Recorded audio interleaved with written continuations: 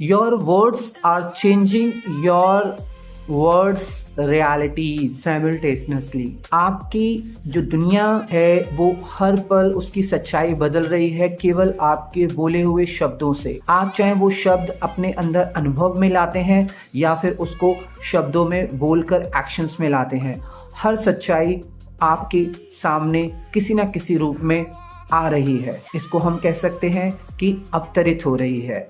तो आप अपने अगर शब्दों को इस तरीके से अपने जीवन में उतारते हैं और ऐसे शब्दों को चयन करते हैं या ऐसे शब्दों को पढ़ते हैं, वो आपकी रियलिटीज़ को बदल देते हैं। जिस सिस्टम में, जिस इकोसिस्टम में आप रहते हैं और जिन शब्दों का आप प्रयोग करते हैं निरंतर और जिन शब्दों को आप बार बार अपनी रियलिटीज़ बनाना चाहते हैं, तो वो शब्द आप प्रयोग करना शुरू कर दीजिए।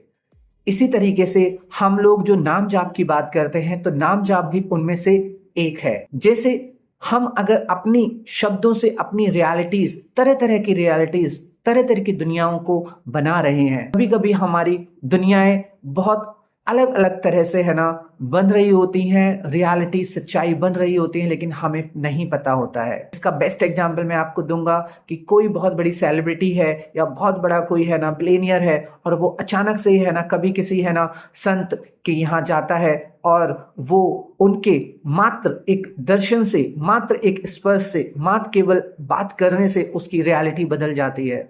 लेकिन ये एकदम ऐसा नहीं है कि उसकी जो रियलिटी थी वो पहले ही तैयार हो चुकी थी, क्योंकि उसके जो शब्द थे, जो उसके है ना डिटर्मिनेशन थी, वो कहीं ना कहीं उसको वहां तक लाई और जो उसकी सच्चाई दुनिया बन रही थी वो उस टाइम उसके सामने अचानक से बिग बैंग की तरह रिवील हो गई।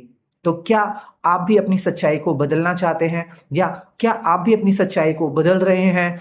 तो आप अपने शब्दों का बहुत ही है ना सही तरीके से चुनाव करें और ऐसा शास्त्र, ऐसा है ना लिटरेचर या ऐसे है ना शब्दों को प्रयोग करें या ज्यादा से ज्यादा मौन रहें। जो भी शब्द आप प्रयोग करते हैं उससे आपकी रियलिटीज बनती है।